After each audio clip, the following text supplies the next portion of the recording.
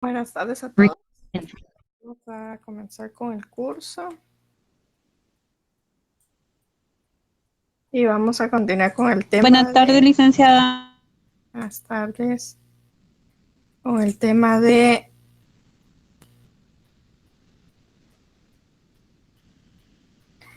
del ejecutivo. ¿Se acuerdan que estábamos viendo lo que era el ejecutivo, verdad?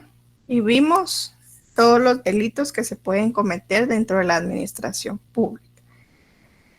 Ahora miremos una parte de este organismo ejecutivo, que son los ministros de Estado, o sea, los ministerios, ¿verdad? Primero miremos qué es el ministerio. Pues el ministerio es la organización jerárquica. Esta va a estar ordenada por escalones entre los funcionarios y empleados públicos, que van a tener un objetivo, ¿verdad? Objetivos determinados, que es el cumplir con las funciones que tienen establecidas en el artículo 194 de la Constitución. ¿Y qué es el ministro? El ministro va a ser esa persona individual que va a estar al servicio del ministerio que vaya a tener a su cargo. El ministro es un funcionario público que va a representar al gobierno y que va a tener que solucionar problemas, va a dirigir, va a ejecutar los negocios políticos y administrativos del ministerio que tenga a su cargo. Es decir, que el ministro es la cabeza, es el mandamás, ¿verdad?, de ese ministerio. Nosotros en el artículo 193 encontramos que es un ministerio, esto de la Constitución, y el artículo 194, las funciones del ministro. Dentro de esas funciones que tiene el ministro, una de ellas es el ejercer jurisdicción sobre todas las dependencias de su ministerio. Cuando hablamos de ministerios, ¿quién sabe cuántos ministerios tiene a cargo el organismo ejecutivo?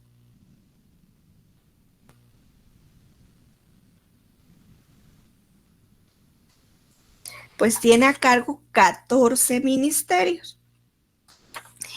Estos 14 ministerios, hay 3 que son recientes, pero el más reciente, él fue creado en el año 2012, que es el Ministerio de Desarrollo Social.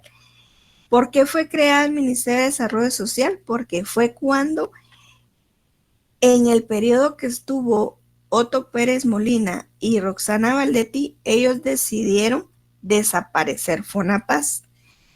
Pero como a toda la gente que formaba FONAPAS no podían dejarlos en el limbo, no podían dejarlos sin trabajo porque todos eran personas presupuestadas, entonces ellos decidieron, ¿verdad?, abrir el Ministerio de Desarrollo Social, crear este ministerio, y una dependencia de ellos que fue creada dentro de ese ministerio es el Fondo de Desarrollo Social, que se denomina FODES. Ellos adquirieron la mayor parte de la gente que trabajaba en FONAPAS, pero también dentro del Ministerio de Comunicaciones, Infraestructura y Vivienda, una dependencia de este ministerio es el Fondo Social de Solidaridad. Ellos también adquirieron la otra parte de los que pertenecían a FONAPAS. Entonces, por eso es que fue creado y es el más reciente. Por eso fue creado en el año 2012, el Ministerio de Desarrollo Social. Otro de los más recientes es el Ministerio de Ambiente y Recursos Naturales. Este fue creado en el año 2000. Y el otro, ¿verdad? Uno de los más viejitos dentro de estos tres que fueron creados o que fueron reformados, es el Ministerio de Comunicaciones, Infraestructura y Vivienda, aunque ya era, pero fue reformado en el 2000, en el 99, perdón, ¿verdad? Este ministerio. Entonces, 14 ministerios son los que tienen a cargo el organismo ejecutivo. Y nosotros encontramos su fundamento en el artículo 19 de la ley del organismo ejecutivo. Ahí es donde nosotros tenemos regulado todos estos 14 ministerios que tiene a cargo el organismo ejecutivo. Podemos mencionar, ¿verdad?, el Ministerio de Agricultura, Ganadería y Alimentación, el Ministerio de Cultura y Deporte, el Ministerio de Energía y Minas, el Ministerio de Finanzas Públicas, el Ministerio de Gobernación, el de la Defensa Nacional, el de Economía, el de Educación, el de la Defensa Nacional, el de Salud Pública y Asistencia Social, el Ministerio de Trabajo y Prevención Social, ¿verdad? Estos conforman los ministerios del organismo ejecutivo. Regresando a las funciones del ministro, también dice nombrar y remover a los funcionarios y empleados públicos y empleados de su ramo cuando le corresponda hacerlo conforme a la ley. También refrendar los decretos, acuerdos y reglamentos dictados por el presidente de la República, relacionados con su despacho para que tengan validez. Presentar al presidente de la República el plan de trabajo y su ramo y anualmente una memoria de labores desarrolladas. Esa memoria de labores la tienen que presentar todos los años al presidente. Dentro de esa memoria de labores tiene que ir todo lo que se hizo dentro del ministerio. Y esto es que todas las dependencias del ministerio, cualquiera que sea, ¿verdad?, todas esas dependencias tienen que mandarle al ministro todo lo que hicieron durante ese año.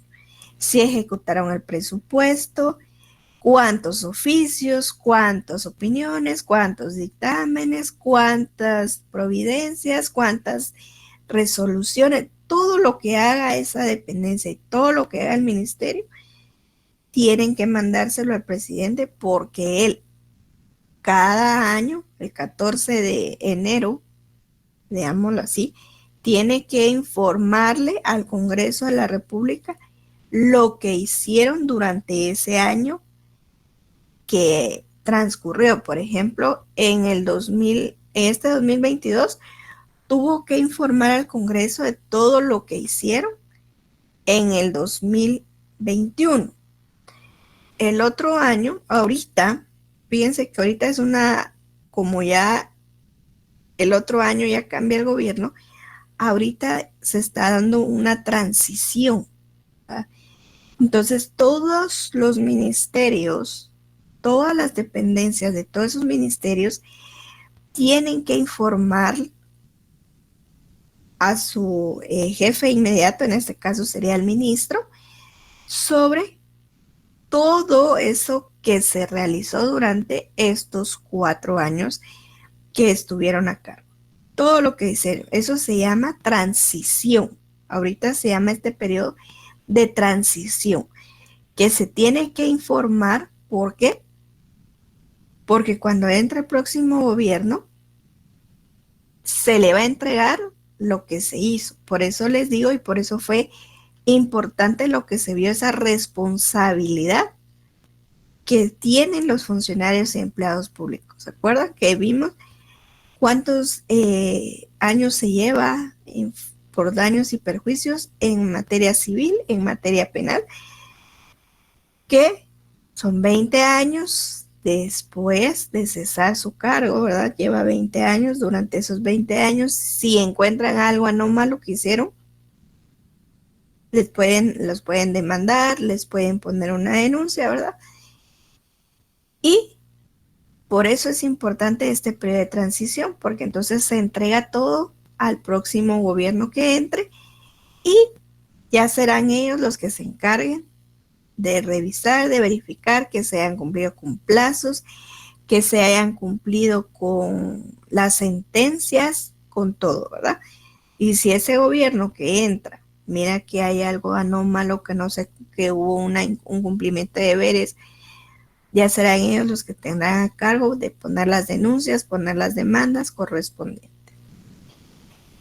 Otras de las funciones que tiene el ministro es dirigir, tramitar, resolver e inspeccionar todos los negocios relacionados con su ministerio, ¿verdad? Ellos tienen que estar alerta, todo lo que hacen las dependencias que tenga a su cargo. Participar en las deliberaciones del Consejo de Ministros y suscribir los decretos, acuerdos en el mismo emite. El H dice que fue suprimido por el E. Y la I, velar por el estricto cumplimiento de las leyes, la probidad administrativa y la correcta inversión de los fondos públicos en los negocios confiados a su cargo. Esto es con respecto a las funciones que tienen los ministros, ¿verdad? Que esas funciones son otorgadas por la Carta Magna, la Ley Suprema, que es la Constitución. El 195 nos habla del Consejo de Ministros y su responsabilidad. Y nos dice, el presidente, el vicepresidente de la República y los ministros de Estado reunidos en sesión constituyen el Consejo de Ministros, el cual conoce de los asuntos sometidos a su consideración por el presidente de la República, quien lo convoca y preside. Los ministros son responsables de sus actos de conformidad con esta Constitución y las leyes, aun en el caso de que oren por orden expresa del presidente. De las decisiones del Consejo de Ministros serán solidariamente responsables los ministros que hubieren concurrido, salvo aquellos que hayan hecho constar su voto adverso. Fíjense que aquí hay algo bien importante. Cada semana, casi cada semana, se reúnen el presidente, vicepresidente y sus ministros, ¿verdad? Sesionan, máximo si hay algo urgente, pues toman las decisiones y todos van a ser solidariamente responsables de las decisiones que se hayan tomado en esa reunión, salvo que algún ministro haya dicho, no, yo no estoy de acuerdo y razone su voto. O sea, cuando firma, razona el voto. O si no firma, tiene que razonarlo y decir por qué no está de acuerdo con la decisión que se tomó. Porque entonces así, si hay algún problema con esa decisión que se tomó, el ministro que haya razonado el voto no va a ser responsable de las consecuencias. Acá también es algo importante. Fíjense que hay ministros, por ejemplo, que tienen que salir fuera del país. Dejan nombrados a un viceministro. El viceministro asiste, pero el viceministro no va a asistir como viceministro, va a asistir como ministro en funciones. Entonces, si es nombrado como ministro en funciones, las decisiones que hayan tomado en esa sesión o en esa reunión, de las consecuencias, él va a ser también responsable. Él no va a poder alegar y decir, miren, a mí no me puede, yo no tengo la responsabilidad porque yo no era el ministro. Claro que era el ministro, porque en ese momento estaba nombrado como ministro en funciones. Entonces, él no va a poder alegar eso. Este artículo 195 tiene relación con el artículo 16 de la ley del organismo ejecutivo que nos habla de del Consejo de Ministros. Y dice, el presidente de la República actúa en Consejo de Ministros cuando preside la reunión de todos los ministros de Estado, debidamente convocados por el presidente para ello. El vicepresidente participa con voz y con voto en las reuniones del Consejo de Ministros y lo convoca y preside en ausencia del presidente. En ausencia del titular de un ministerio, comparecerá al Consejo un viceministro. De las decisiones del Consejo de Ministros, son solidariamente responsables los ministros que hubieran concurrido, salvo aquellos que hayan hecho constar su voto adverso. Cuando un viceministro actúa en función de ministro, hace suya la responsabilidad. Es lo que les acabo de decir.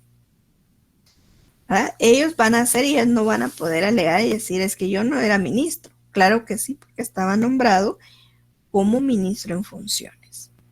El que no va a tener responsabilidad va a ser el ministro, el mero ministro, porque él no estaba.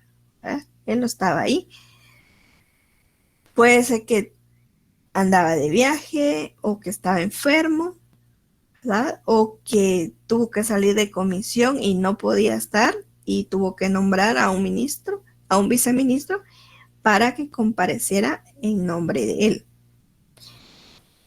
El artículo 17 nos habla de las funciones del Consejo de Ministros. Además de las que se le asigna la Constitución Política y la ley, el Consejo de Ministros tiene las siguientes funciones. A. Discutir y proponer al presidente de la República su parecer sobre las políticas, planes y programas de gobierno. B.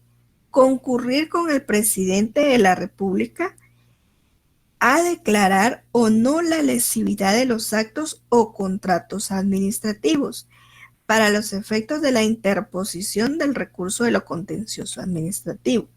C.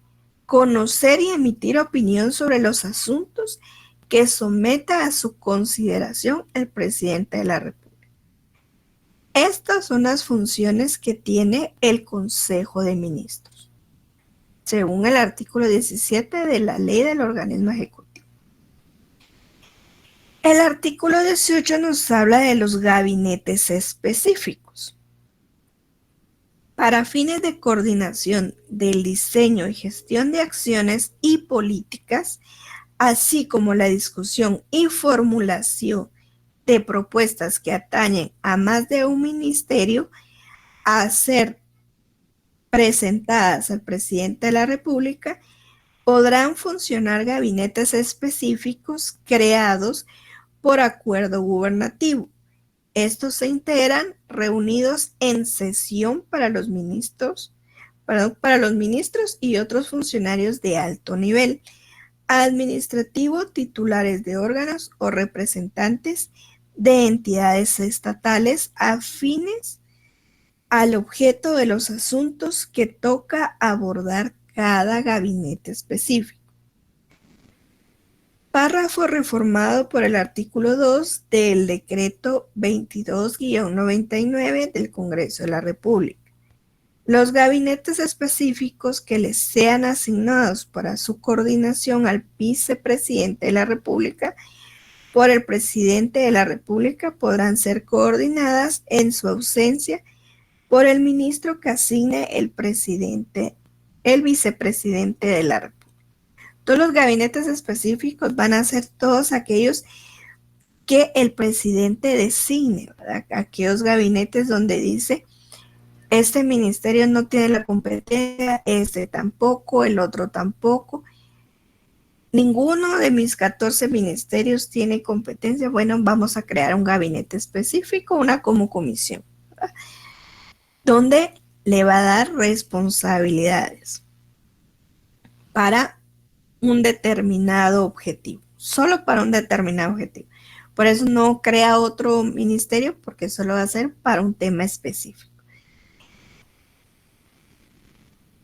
Hay gabinetes específicos que le son asignados en algunas ocasiones al vicepresidente de la República. Pero si este a su vez no puede asistir, por ejemplo, a una reunión que necesita este gabinete para tomar ciertas decisiones, puede ser el vicepresidente nombrar a cualquier ministro que él le tenga confianza para que él presida esa reunión con ese gabinete específico. Es así entonces como hablamos del Consejo de Ministros y los gabinetes específicos. También vamos a encontrar en el artículo 196 de nuestra Constitución los requisitos para ser ministros de Estado. Miremos qué nos dice el artículo 196. ¿Quién me hace el favor de leer?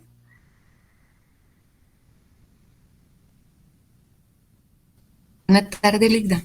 Buenas tardes. Artículo 196. Requisitos para ser ministro de Estado. Para ser ministro de Estado se requiere A. Ser guatemalteco. B. Hallarse en el goce de los derechos de ciudadanos. Y C. Ser mayor de 30 años. Gracias. Entonces miren los 3 requisitos que se necesita para ser ministerio y ya ustedes tienen la respuesta de por qué hay en cada ministerio cada personaje, ¿verdad? Por los requisitos.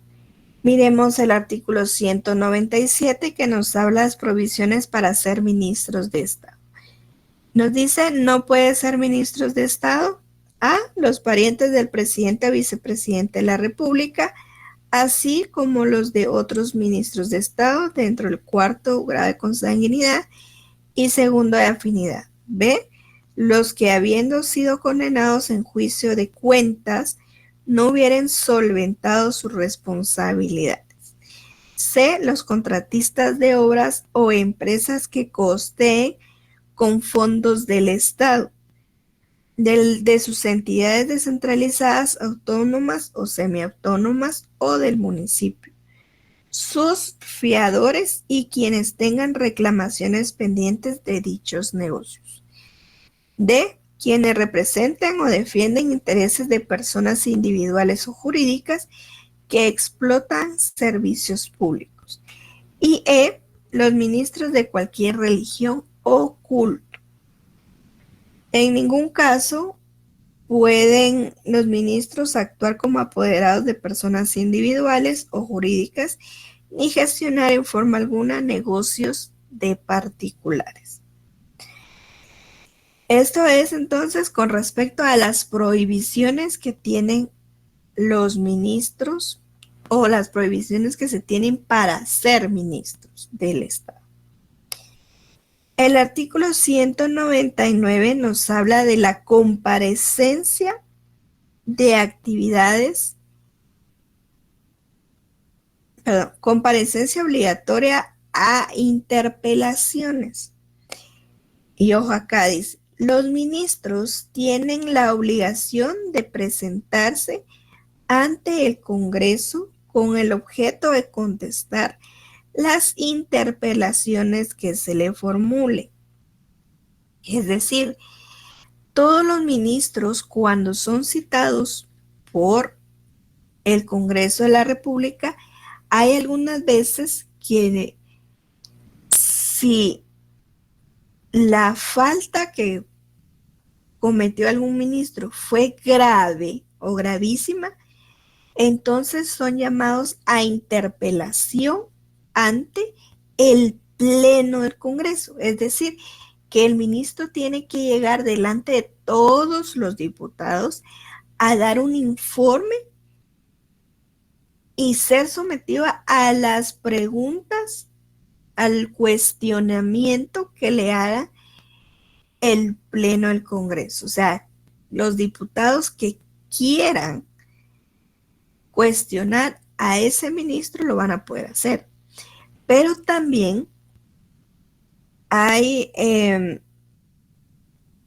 interpelaciones que le hacen ciertas comisiones del Congreso a los ministros, a veces también a los viceministros o incluso a los directores que dirigen las dependencias de ese ministerio. Y tienen, sí o sí, tienen que acudir a las citaciones que le hagan los diputados. Como les digo, dentro del Congreso ahorita no vamos, les voy a dar algo en general porque cuando entremos a ver lo que es el organismo legislativo, vamos a ver esas comisiones que tiene a cargo el Congreso. Pero, por ejemplo, la Comisión de Salud, por ejemplo, que tiene a cargo el Congreso. Ellos pueden venir y ciertos diputados tienen a cargo esa comisión, pueden venir y citar al ministro de Salud, a los viceministros o al director de algún centro hospitalario, de algún nosocomio, los pueden citar para que la duda que tengan ellos se la hagan directamente a estas personas, a estos funcionarios. Y tienen que ver, si en algún dado caso citan a algún director o algún funcionario y ellos no pueden llegar porque tienen otro compromiso, pues de trabajo, o porque tienen quebrantos de salud y realmente no pueden asistir, podrían darle un nombramiento a una persona de confianza, ¿verdad? Pues si es el ministro, puede delegar a algún viceministro, o si es el ministro, también o es una dependencia de un ministerio, digamos en este caso un director, el director general, ¿verdad? De esa institución, pero él no podría delegársela a los jefes de jurídico, de técnico, de financiero, dependiendo el tema que se vayan a tratar. Y pues hay algunos diputados que créanme que sí son accesibles y respetan ese nombramiento que se les da. Hay otros que realmente no y dicen no, yo cité al ministro y el ministro, o yo cité al director de la dependencia y el que tiene que venir es el director, y no aceptan otros nombramientos. Hay otros diputados que sí, ¿verdad? Hay otras comisiones que sí, hay otras comisiones que no, dependiendo es que aceptan o no, ¿verdad? Que se han nombrado otras personas para que actúen en nombre del director o del ministro. Pero sí tienen que llegar, según la Constitución Política de la República, sí tienen que llegar a las citaciones, ¿verdad? Porque es obligatorio. El artículo 200 nos habla de los viceministros de Estado. En cada ministerio, el Estado habrá un viceministro. Para ser viceministro se requieren las mismas calidades que para ser ministro. Para la creación de plazas adicionales de viceministros será necesaria la opinión favorable del Consejo de Ministros, es decir, que si algún ministro, algún ministerio necesita, dentro de ese ministerio, por ejemplo, solo tiene que haber ministro y 3 viceministros, por ejemplo. Pero si el ministro, al analizar, dice, no, yo necesito tener a cargo otro ministro, otro viceministro, para que se haga cargo de cierta área, por ejemplo, puede solicitar la autorización en Consejo de Ministros. Con la opinión favorable de ellos ya se puede crear otro viceministro para ese ministerio, ¿verdad? Pero para todo eso necesitan opiniones, ¿verdad? No solo así de que yo lo pongo en esta sesión, yo pido que se crea otro viceministerio y me van a decir que sí. No, necesitan varias opiniones, ¿verdad? Opiniones financieras, opiniones jurídicas, para que tengan el sustento legal para poder ser creadas. Esto es entonces con respecto a los viceministros de Estado. Y los viceministros de Estado van a actuar conjuntamente con el ministro, ¿verdad? Pero sabemos que la cabeza del ministerio siempre va a ser el ministro.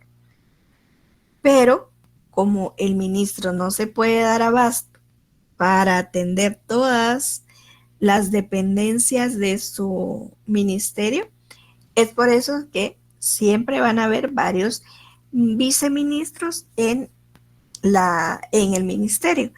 Y esos viceministerios es dependiendo el ministerio que haya. Por ejemplo, uno de los ministerios más grandes es el MAGA, es el MISIVI, ¿verdad? Es Gobernación, el Ministerio de Salud y el Ministerio de Educación. Estos 5 son los ministerios más grandes que tiene el Ejecutivo. Por eso es que ellos tienen varios viceministerios, varios viceministros, porque cada viceministerio va a tener a cargo diferentes dependencias, ¿verdad? El MISIVI, ¿verdad?, tiene a cargo como unas 5 o 6 dependencias. Tiene FOPAVI, UDEVIPO, Fondo de Desarrollo Social, tiene a cargo Caminos, tiene a cargo la Aeronáutica Civil y tiene a cargo, creo que solo esos 5 o 6 creo que son dependencias, otras dependencias que dependen de ese ministro. Entonces, cada viceministerio tiene a cargo 2 o 3 de estas dependencias, ¿verdad? Para que descentralicen, el ministro delegue funciones a cada viceministro. Y estos viceministros van a delegar a cada director de esas dependencias que les mencioné, ¿verdad? Y así. Y entonces, por orden jerárquico, le tienen que dar o rendir informe a sus superiores, ¿verdad? Y esto, como lo acabamos de ver, es cada año que cada dependencia, cada viceministerio le rinde informe al ministro y el ministro se lo va a rendir al presidente de la República. Miremos, por último, el artículo 201, que nos habla de la responsabilidad de los ministros y viceministros. Los ministros y viceministros de Estado son responsables de sus actos de acuerdo con lo que prescribe el artículo 195 de la Constitución y lo que determina la Ley de Responsabilidades.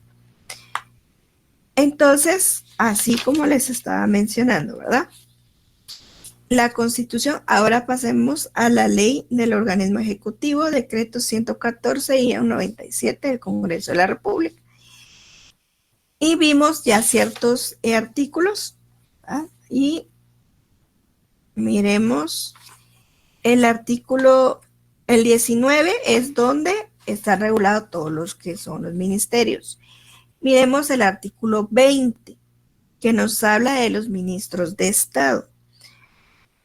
Los ministros de Estado son los funcionarios titulares de los ministerios y los de superior jerarquía dentro de cada uno de ellos. Dependen del presidente de la República, quien los nombra y remueve. Sus labores son coordinadas por el vicepresidente de la República. El artículo 21 nos habla de la jerarquía administrativa de los ministros de Estado.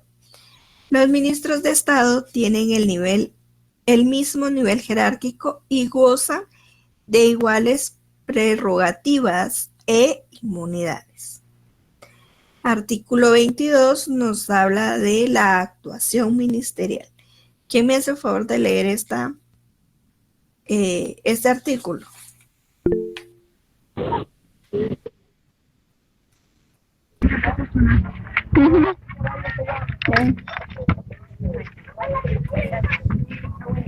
Nadie, bueno, entonces lo leo. Ministros tienen autoridad y competencia en toda la República para los asuntos propios de su ramo y son responsables de sus actos de conformidad con la Constitución Política de la República de Guatemala y las leyes. Los ministros se reputarán como en falta temporal cuando se encuentren fuera del territorio de la República o imposibilitados por enfermedad u otra incapacidad. Para el ejercicio de sus funciones, en caso de ausencia, lo sustituirá el ministro con mayor antigüedad en el cargo o en su defecto por el ministro con la segunda mayor antigüedad.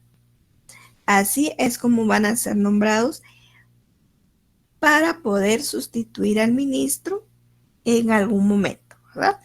Que éste tenga que salir fuera del país o que se encuentre enfermo. El artículo 24 nos habla de la estructura administrativa de los ministerios de Estado. Si nos damos cuenta, acá nos habla, las funciones sustantivas estarán a cargo de A, el despacho ministerial, que este a su vez va a estar integrado por el ministro y sus viceministros. Después le siguen las direcciones generales. Estas direcciones generales pues van a ser aquellas dependencias que tengan a cargo esos ministerios. Y esas dependencias, que son llamadas direcciones generales, van a estar dirigidas por los directores. A su vez también los departamentos. Por ejemplo, podríamos llamarle en X dependencia el departamento jurídico, el departamento financiero, el departamento de recursos humanos, el departamento de informática, el departamento de presupuesto. Ellos van a tener a cargo, así, por el renglón, por jerarquía. A las funciones administrativas, dice, estarán a cargo de el administrador general y los administradores específicos. Esto quiere decir que cada ministerio tiene que tener un administrador general y también puede tener administradores específicos, ¿verdad? Pero sí o sí, lo que siempre tiene que tener es un administrador general. ¿Por qué? Porque ese va a ser como el filtro. Esos administradores generales van a ser los filtros de ese ministerio, ¿verdad? Primero tiene que entrar por administración general. Ellos revisan la documentación para qué área de ese ministerio va. Si es para asesoría jurídica, si es para recursos humanos, si es para algún viceministerio, ¿verdad? Así es como lo van a trasladar. El administrador general es la autoridad superior en materia administrativa y depende directamente del ministro. Las funciones de apoyo estarán a cargo de, dice, las funciones de apoyo por la asesoría jurídica y planeamiento. La función del control interno estará a cargo de la unidad de auditoría interna. No obstante lo anterior, cada ministerio podrá decidir por otras denominaciones, pero no podrán exceder del número de límites administrativos previstos en este artículo. Los ministerios reglamentarán su estructura y organización mediante su reglamento orgánico interno de conformidad con la ley. Dicho reglamento deberá emitirse mediante acuerdo gubernativo. Es decir, que cada ministerio tiene que tener su reglamento interno. ¿Cómo va a estar estructurado ese ministerio? Como les digo, la encabeza sí o sí el ministro y después del ministro le van a seguir los viceministros, pero entre el ministro y los viceministros o los viceministerios va a estar en medio el administrador general. Después de esos viceministros van a venir las dependencias que están a cargo de esos ministerios. Y cada dependencia, pues ya sabemos que tiene que tener su director. Algunos tienen subdirector, que créanme que es bien importante que todos los como les dije, todas las dependencias de los ministerios deberían de tener un subdirector, porque muchas veces solo tienen director. Y este director, como es humano, también necesita vacaciones, ¿verdad? O también necesita en algún momento de alguna licencia, de algún permiso, ¿verdad? Y se tiene que ausentar algunas veces por una semana, por 2. Y si no hay un subdirector, las funciones quedan paralizadas. Entonces sí es bien importante que pudieran tener un subdirector que lo sustituya en algún momento determinado. Después de esto, ¿verdad? Cada dependencia pues se divide en departamentos, se dividen también en algún momento, pueden dividirse estos departamentos en secciones, ¿verdad? Y así sucesivamente, ¿verdad? Va desde el ministro hasta el guardia, ¿verdad? La jerarquía de los ministerios. No sé si tienen alguna duda hasta el momento. Sí, dime. Buenas tardes, licenciada. Buenas tardes. Con referente al administrador general, ¿eso dónde se encuentra esa información? ¿En cada página de cada ministerio? ¿Qué es el administrador, dices tú? ¿O quién es la persona? Ajá, sí. ¿Quién ejerce ese puesto? ¿Se puede encontrar la información? Sí, eso lo encuentras en cada ministerio. Cada ministerio tiene que tener la información de quién es la persona. Muchas veces el nombre, ¿verdad? O otras veces no lo dice el nombre, pero sí los requisitos, por ejemplo, o quién tiene a cargo esa dirección general, pero sí la tienen que tener. Y si en dado caso no se encuentra o no se sabe algo, ¿se puede deducir que la plaza estaría como cooptada? No. ¿Existe algo? No. Lo que pasa es que muchas veces sí lo colocan y otras veces no. Pero si, digamos, tú quisieras saber de quién es el administrador general del Ministerio de Gobernación, por ejemplo, o del Ministerio de Finanzas, y no aparece en la página, lo podrías solicitar a través de acceso a la información. Entonces ellos ya te van a indicar, mire, o incluso le podría decir, mire, me podrían dar, no sé, el organigrama de cómo está estructurado el ministerio, si es que no está en la página, ¿verdad? Entonces ellos ya te pueden decir si lo tenemos o no lo tenemos o lo estamos creando, porque hay algunos ministerios que algunos los están creando puestos, o algunos todavía no tienen bien estructuradas sus departamentos, sus dependencias, ¿verdad? Entiendo. Gracias. Ajá. Bueno, ¿alguien más? Sí, dime. Gracias, licenciada. La verdad es que su presentación magistral excelente, Linda. Yo sé que varios de mis compañeros trabajan en algún ministerio o algún viceministerio, ¿verdad? Yo tuve la oportunidad de trabajar en el Ministerio de Ambiente y Recursos Naturales como consultor y realmente, digamos, como usted dice, existe esa estructura organizativa, sus reglamentos internos, que es lo que justamente el compañero estaba consultando. Digamos, en los reglamentos internos está lo que él preguntaba, ¿verdad? Digamos, el Ministerio de Ambiente tiene su ministro, 3 viceministros.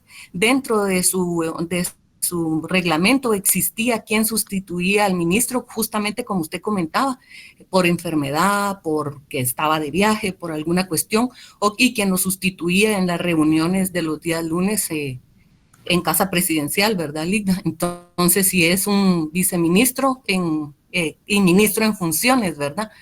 Pero sí es un tema muy interesante realmente, pero solo quería aportar eso del reglamento, ¿verdad? De la estructura organizativa que aparece dentro de los reglamentos internos de cada institución. Gracias, Ligda. Gracias, muy amable. Sí, como lo comentaba su compañera, como se os comenta, ¿verdad? Es dependiendo del ministerio. Así es como están organizados, ¿verdad? Tienen sus propios reglamentos internos, pero hay ciertas, digamos, un ejemplo, el MAGA, ¿verdad? Tiene diferentes dependencias a su cargo. Hay algunas dependencias que todavía no tienen el manual de puestos y funciones y que son hallazgos de la Contraloría. Cuando las dependencias no tienen, porque es obligación, según lo que estamos viendo en la ley del organismo ejecutivo, tienen que tener su estructura, tienen que tener su reglamento interno. Y si no lo tienen, por eso es que vienen los hallazgos. Y ahí, créanme que los hallazgos que ponen son bastante elevados. Yo tuve oportunidad de ver algunos informes de la auditoría, de Contraloría, y los hallazgos que ponen no crean que son generales, los ponen por la multa que les ponen, es por cada hallazgo que encuentran. Y hay algunos directores que han llegado hasta tener que pagar 200,000 quetzales de hallazgos. Hay hallazgos que a la Contraloría les han puesto de 20,000 quetzales, 15,000 quetzales.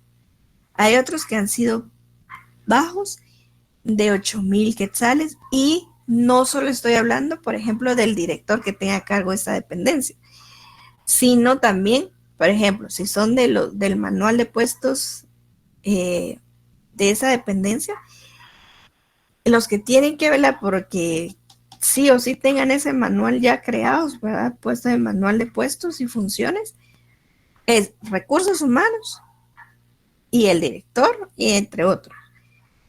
Entonces el hallazgo es para el director, para el jefe de recursos humanos, para el subjefe de la sección, por ejemplo, que tenga a cargo el manual de puestos y funciones. Entonces, sí, y yo no sé, y muchas veces, créanme que es bien importante y es un consejo que les doy porque considero que aquí hay muchas personas que van a ir a algún puesto dentro de 4 años si queda el partido que están apoyando, ¿verdad? Van a llegar ustedes a algún puesto y van a llegar como jefe.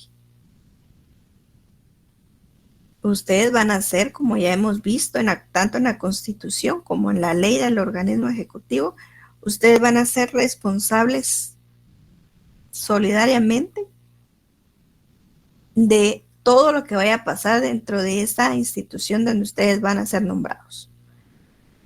Entonces, y si ustedes van a asumir ese puesto, van a asumir esa responsabilidad. Y no porque la administración pasada no lo hizo, ustedes también no lo van a hacer. O sea, ustedes tienen que ser conscientes, o ustedes o los que vengan, ¿verdad? Del próximo gobierno, tienen que dar con la mentalidad de que tienen sí o sí que cumplir con las funciones que que se va a aceptar en ese puesto. Si van a ir como jefes de recursos humanos, ustedes saben que todo lo que tenga que ver en materia humana, todo lo que tenga que ver con el personal administrativo, todo van a ser responsable el jefe de recursos humanos. Entonces, si él tiene que tener sí o sí el manual de puestos y funciones de esa institución, lo tiene que hacer y no tiene que tener miedo, tienen que hacerlo. ¿Y por qué van a tener miedo si lo van a hacer apegados a la ley? ¿Verdad? Si ustedes llegan a la institución, por ejemplo, o tal vez no ustedes, sino su papá, su tío, su hermano, y ustedes que son estudiantes de Derecho y lo que yo les estoy diciendo, ustedes pueden venir y aconsejarlos y decirles, miren, lo primero que tienen que llegar a hacer es revisar toda la documentación, ¿verdad? Todo lo que han dejado ellos. Si miran, por ejemplo, que no se cumplió con el manual de puestos y funciones de esa institución, pues háganlo ustedes y revisen, ¿verdad? Revisen los requisitos. Hay como vimos la clase pasada, hay personas que no llenan el perfil para ser un jefe. Y entonces no, porque las administraciones pasadas los tengan ahí como jefes, ustedes los van a seguir teniendo ahí. ¿Por qué? Porque acuérdense que la responsabilidad civil es de 20 años. La responsabilidad penal no prescribe, la responsabilidad penal sigue. Y hablando penalmente, ya ustedes vieron cuál es la prisión, el tiempo de prisión y la multa que se les pone. Entonces, así es como tienen que quedar todos con la mentalidad de yo voy a llegar a trabajar y yo voy a llegar con la mentalidad de no, yo tengo que hacer las cosas porque yo no quiero. Y aparte de lo civil, aparte de lo penal, viene lo de la Contraloría, ¿verdad? Todo esos hallazgos, todo ese dinero que se tiene que pagar, ¿por qué? Porque si no, no les van a dar su finiquito. Y si ustedes se quieren volver a lanzar para algún otro puesto, no les van a dar el finiquito y no los van a inscribir, ¿verdad?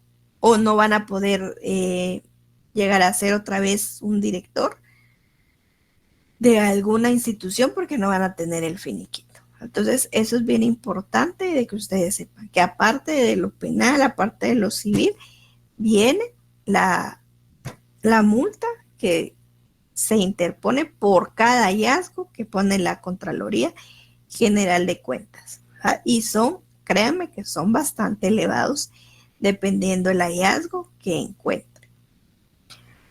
Muy bien, entonces ya no hay más preguntas respecto a esto. Los ministerios ya vimos, ¿verdad? Que son 14. Ahora miremos los secretarios de la presidencia. En estos secretarios vamos a encontrar el secretario general y el secretario privado de la presidencia. El artículo 202 de nuestra Constitución Política nos habla de los secretarios de la presidencia y nos dice: el presidente de la República tendrá los secretarios que sean necesarios. Las atribuciones de estos serán determinadas por la ley. Los secretarios generales y privados de la Presidencia de la República deberán reunir los mismos requisitos que exige para ser ministro y gozarán de iguales prerrogativas e inmunidades. Eso quiere decir que tienen que ser guatemaltecos, hallarse en el goce de sus derechos civiles o de sus derechos de ciudadano y ser mayor de 30 años. Esos son los requisitos que se necesitan para ser secretarios de la presidencia. Y como dice acá, ¿verdad? Las secretarías de la presidencia de la República se definen legalmente como dependencias de apoyo a las funciones del presidente de la República, según el artículo 8 de la Ley del Organismo Ejecutivo, o como oficinas públicas dependientes de una autoridad superior. Miremos qué nos dice el artículo 8 de la Ley del Organismo Ejecutivo. Y esta nos habla de las secretarías de la presidencia, naturaleza de las secretarías. Las secretarías de la presidencia son dependencias de apoyo a las funciones del presidente de la República. No podrán ejercer funciones de ejecución de programas, proyectos ni otras funciones a cargo del ministro u otras instituciones de gobierno, con excepción de la Secretaría de Coordinación Ejecutiva de la Presidencia, quien sí podrá, por encargo del presidente, realizar tales funciones. Es decir, que hablamos de la CGPLAN, ¿verdad? Ella sí tiene a cargo los programas de ejecución de todos los ministerios del Ejecutivo, ¿verdad? Solo esta secretaría, por su naturaleza, dice. El artículo 9 ya nos habla de la Secretaría General de la Presidencia y nos dice: es función de la Secretaría General de la Presidencia tramitar los asuntos de gobierno del despacho del presidente. Para ejercer el cargo de Secretario General de la Presidencia, se requieren los mismos requisitos que se exigen para ser ministro y gozarán de iguales prerrogativas e inmunidades. Además de lo dispuesto en la Constitución Política y otras leyes, el Secretario General de la Presidencia tiene las atribuciones siguientes. Bueno, vamos a dejarlo hasta aquí, porque ya son las 7, ustedes tienen clase también. Nos miramos el día lunes, por favor. Necesito que tengan la ley del organismo ejecutivo nuevamente y la ley del organismo judicial, por favor.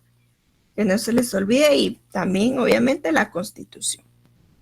Gracias, Ligda. Feliz noche. Gracias, Ligda.